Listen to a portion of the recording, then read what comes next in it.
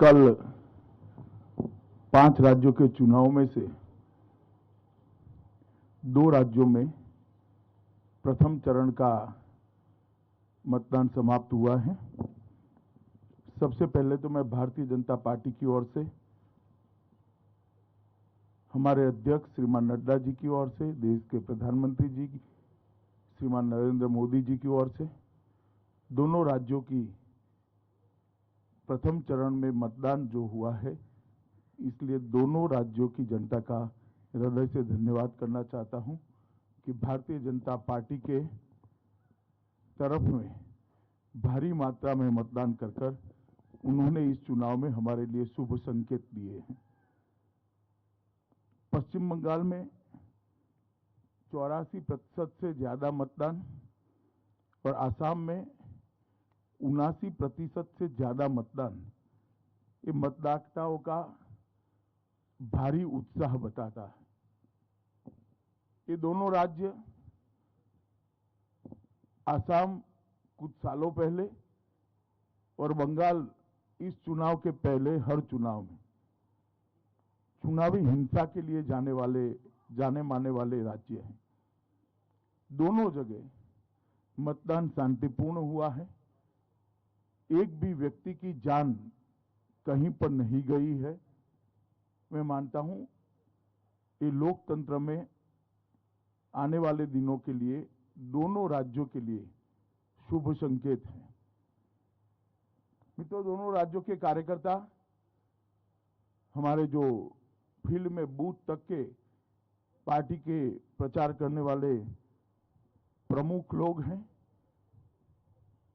और जिला स्तर और प्रदेश स्तर के हमारे नेतृत्व गण से चर्चा करने के बाद मैं मानता हूं कि बंगाल में हम 30 में से 26 सीट से ज्यादा भारतीय जनता पार्टी विजयी हो रही है और प्रचंड बहुमत के साथ सीटें जीत रही हैं।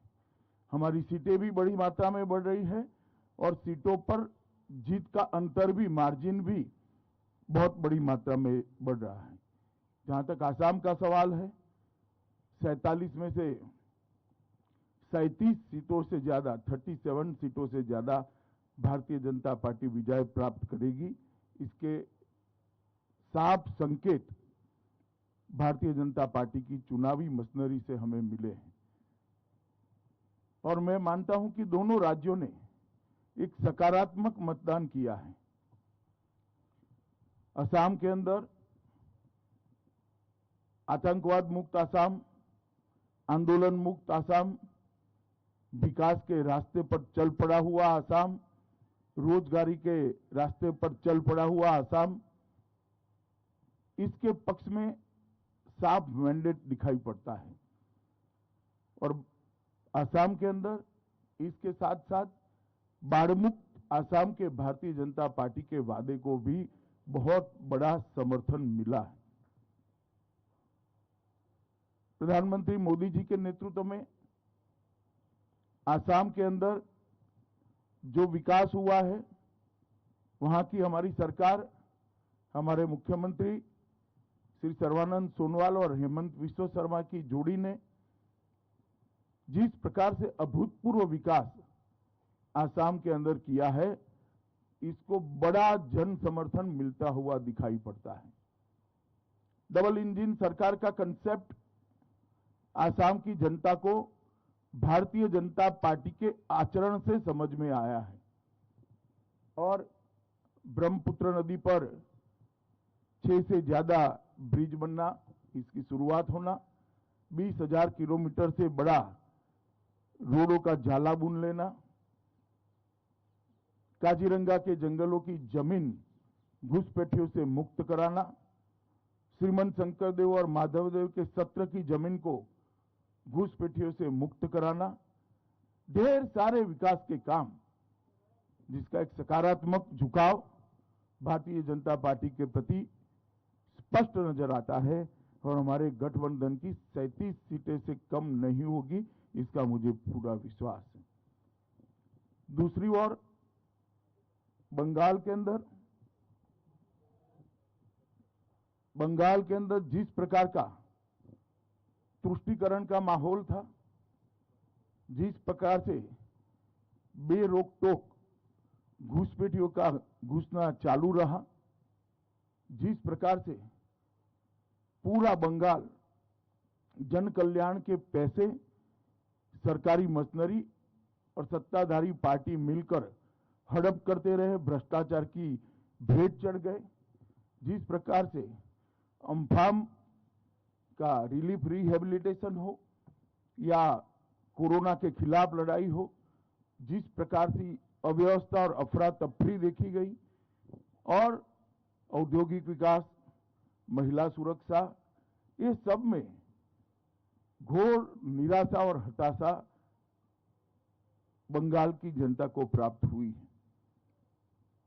27 साल के कम्युनिस्टों के शासन के बाद उनको एक आशा थी कि दीदी एक नई शुरुआत लेकर आएगी, मगर दल का चिन्ह बदल गया, दल का नाम बदल गया, बंगाल वही का वही रहा और गिरावट आई। और उस वक्त मोदी जी के नेतृत्व में हमने जो सोनार बांग्ला का एक विजन दिया है, हमने बंगाल की जनता के मन में एक आशा की जोत जगाने में हम सफल रहे हैं कि अन्य राज्यों की तरह बंगाल भी सुजलाम सुफलाम हो सकता है, बंगाल भी विकसित हो सकता है, बंगाल के अंदर भी शांति हो सकती है, बंगाल के अंदर भी तुष्टीकरण से बगैर संविधान की योजना के तहत कोई सरकार चल सकती है, बंगाल के अंदर भी धार्मिक स्वतंत्रता सभी धर्मों के लोगों को मिल सकती है। ये सारे मुद्दों को बंगाल की जनता ने मोदी जी के प्रति अथाह प्रेम और अमिट आशा के साथ स्वीकारा है। जो कार्यकर्ता चुनाव के फील्ड में थे, सुबह सुबह थोड़ी दहशत थी कि हर बार की तरह गुंडे चुनाव को प्रभावित करेंगे, प्रदूषित करेंगे, परंतु मैं चुनाव आयोग को बधाई देना चाहता हूं कि बंगाल के अंदर शांतिपूर्ण चुनाव कराने में चुनाव आयोग को सफलता मिली है। आप सभी लोग भी जानते हैं, विगत कई सालों से बंगाल के अंदर चुनाव में हिंसा आम हो गई थी। आप लोगों ने उसको कवर करना भी छोड़ दिया था, क्योंकि आप समझते थे वो तो होना ही है। ये पहला चुनाव सालों के बाद हो रहा है जहां एक भी व्यक्ति के मरे बगैर, एक भी बम फटे बगैर, एक भी गोली चले बगैर, एक भी बूथ में रीपोलिंग हुए बगैर बंगाल का चुनाव हो रहा है। मैं मानता हूं ये बहुत शुभ संकेत है। बंगाल की महिलाओं का भी मैं विशेष आभार प्रकट करना चाहता हूं, क्योंकि महिलाओं ने बढ़ चढ़कर भारतीय जनता पार्टी के पक्ष में मतदान किया है।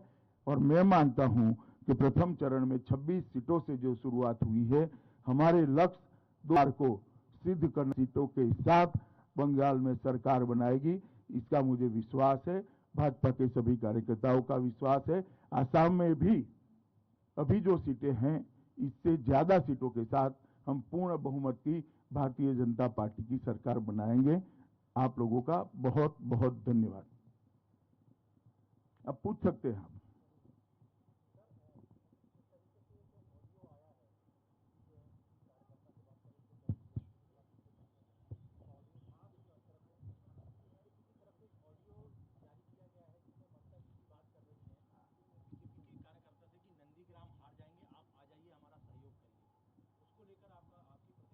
मेरी कोई प्रतिक्रिया नहीं हो सकती। हर एक को अधिकार है अपना समर्थन जुटाने का। ममता जी भी जुटा रही है, इसमें क्या है?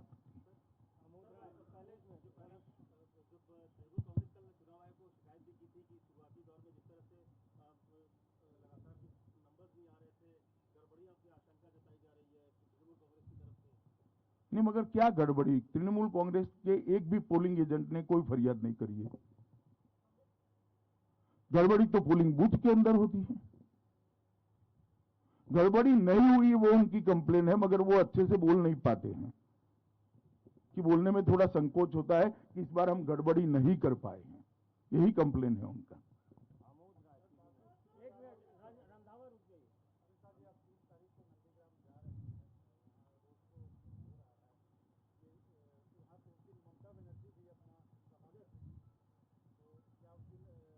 नथिंग स्पेशल, नंदीग्राम हमारे लिए एक सीट है। मैं नंदीग्राम के मतदाताओं को इतना ही कहना चाहता हूं कि बंगाल के अंदर परिवर्तन अगर करना है तो बंगाल की 200 सीटों ने परिवर्तन करना पड़ेगा। नंदीग्राम अकेला ही कर दे तो बंगाल के अंदर अपने आप परिवर्तन हो जाएगा।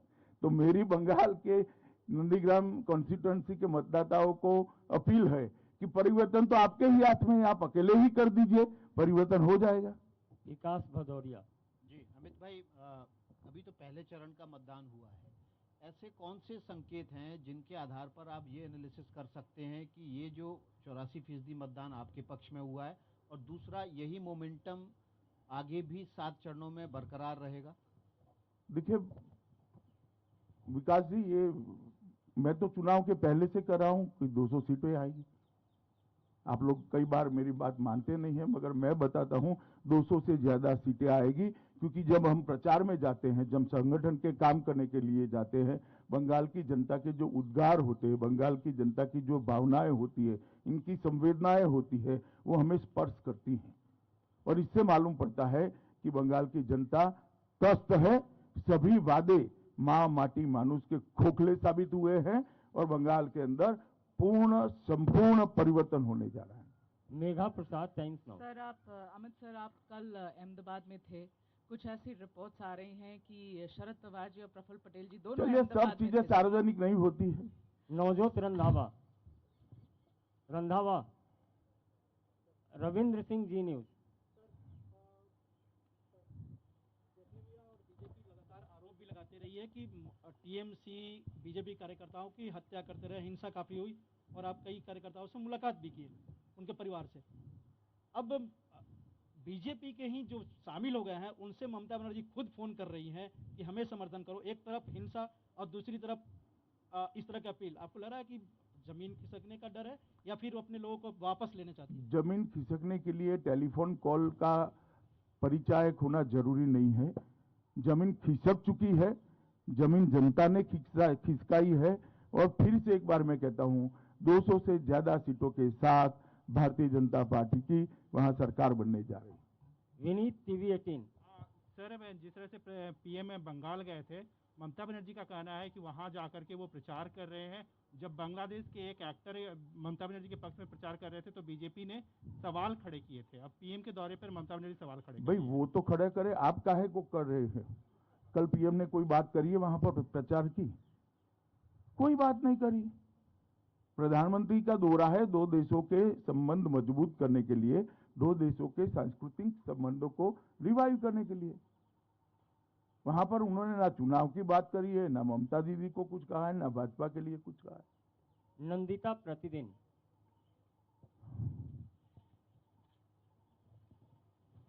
तृणमूल कांग्रेस बार बार आरोप लगा रही है कि आप लोग ईसी को कंट्रोल कर रहे हैं। इस संदर्भ में कल उन्होंने एक टेप भी निकाला है जिसमें आपके 2 नेता बात कर रहे हैं और वो लोग डिमांड है कि उसमें जो बातचीत हुई है उसी बेसिस में ईसी ने स्टेप्स लिए हैं। ऐसा है, ये बातचीत को जरा ध्यान से सुनिए।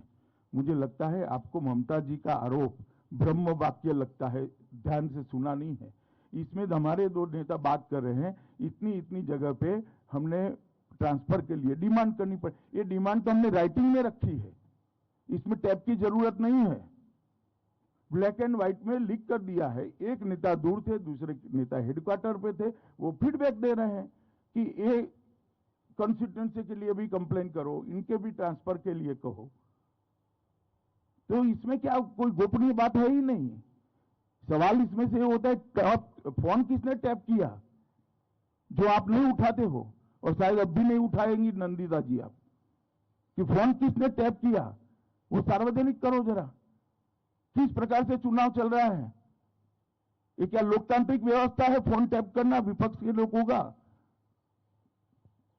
इसमें तो कुछ गोपनीय नहीं है। ये जो बात हुई है हमने ब्लैक एंड व्हाइट में टाइप कर चुनाव आयोग को दिए। क्या बम फोड़ा है उन्होंने इसमें बड़ा? आप लोगों को लगता है बड़ा कूप निकल कर आ गया है, कुछ नहीं है। हमने राइटिंग में दिया है बाबा चुनाव आयोग को। मगर मूल इसके अंदर सवाल तो ये है कि फोन कैसे टैप हुआ, किसकी सूचना से हुआ, किसकी परमिशन से हुआ। और चुनाव आचार संहिता लागू हो जाने के बाद सरकार फोन टैपिंग की सूचना दे सकती है without consent of election commission? इसमें तो एक क्वेश्चन एराइज होता है, ये आपको तृणमूल कांग्रेस की प्रेस कॉन्फ्रेंस में पूछना चाहिए था। प्रेमांशु आनंद बाजार पत्रिका।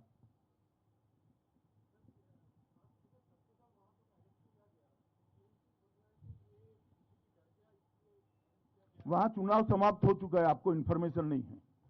कल चुनाव पैक हो चुका है, कल तक चक्रधर महतो ओपन थे।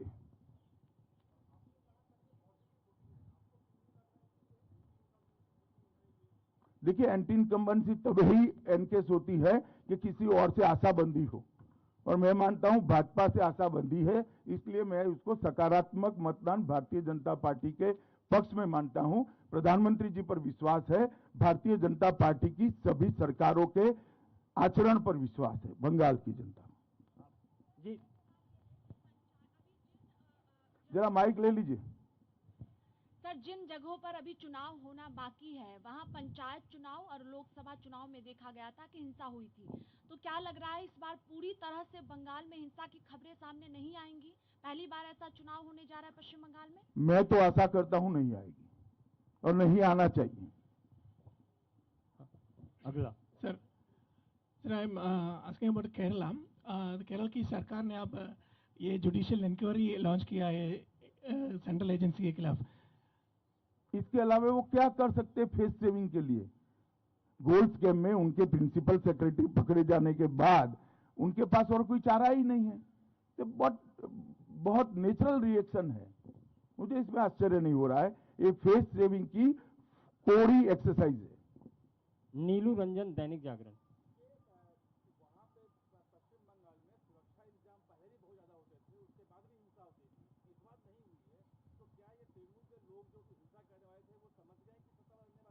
नहीं, जनता की जागृति इतनी है कि जनता से हिंसा करने वाले डरते हैं। शीला भट्ट।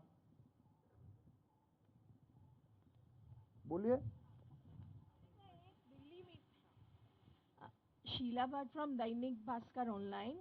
अमित भाई, एक दिल्ली मीडिया में ऐसा माहौल है, जो समझने वाले और जो ग्राउंड विजिट करके आए हैं, कि इस वेस्ट बंगाल इलेक्शन बहुत रोचक है, लेकिन इस वक्त उसके एनालिसिस में माना जाता है कि भारतीय जनता पार्टी का मोमेंटम है, लेकिन ममता बनर्जी भी अपना दम दिखा रही है और टीएमसी की एज है। इस दिल्ली का मीडिया हमेशा से परिवर्तन भांपने में असफल रहता है। आपको यूपी के 2 लड़के भी जीतते हुए दिखाई पड़ते थे, आपको उत्तराखंड में भी परिवर्तन नहीं दिखाई पड़ता था, आपको आसाम, मणिपुर और त्रिपुरा में भी परिवर्तन नहीं। मुझे लगता है और जमीन पर दिल्ली के मीडिया को जाने की जरूरत है। आप भी जाइए जरा।